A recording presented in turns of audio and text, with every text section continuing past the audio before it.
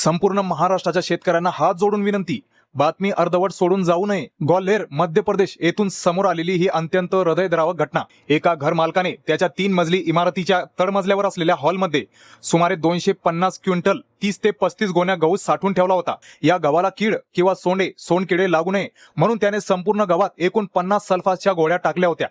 म्हणजे सरासरीने प्रत्येक गोणीत किंवा ढिगाऱ्यात 1 ते 2 गोळ्या या प्रमाणात अत्यंत घातक औषध ठेवण्यात आले होते।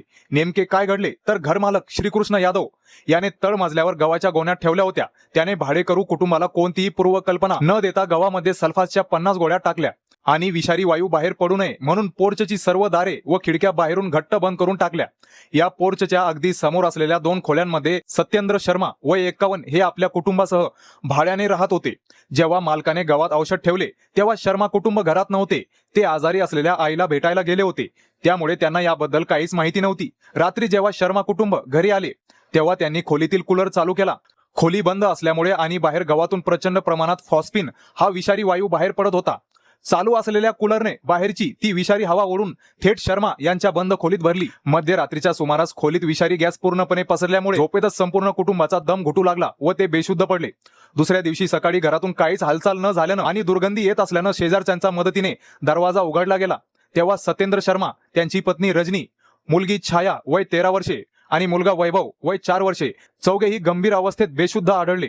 घाबरलेल्या शेजाऱ्यांनी तातडीने रुग्णालयात नेले असता 4 वर्षांच्या चिमुरड्या वैभवला मृत्यू घोषित करण्यात आलं। त्यानंतर काही वेळाने 13 वर्षांची मुलगी छाया हिनेही जीव गमावला। आणि आता जे तुम्ही ऐकणार तुमचे डोळे पाणावतील। ICU मध्ये बेशुद्ध आणि व्हेंटिलेटरवर असल्यामुळे या गरीब दाम्पत्याला आपल्या दोन्ही मुलांचा मृत्यू झाल्याची कोणतीही कल्पना नव्हती। लग्नाच्या 20 वर्षांनी त्यांना मुलगा झाला होता। मित्रांनो, दोघेही दाम्पत्य मृत्यूशी झुंज देऊन परत आले, पण त्यांनी सांगितले की आता जगून काय फायदा, आमचं आयुष्यच गेलं। झोपेतून उठून आम्ही ज्यांच्या चेहऱ्याकडे पाहतो आमचं काळीज गेलं तर आमचं जगून काय फायदा।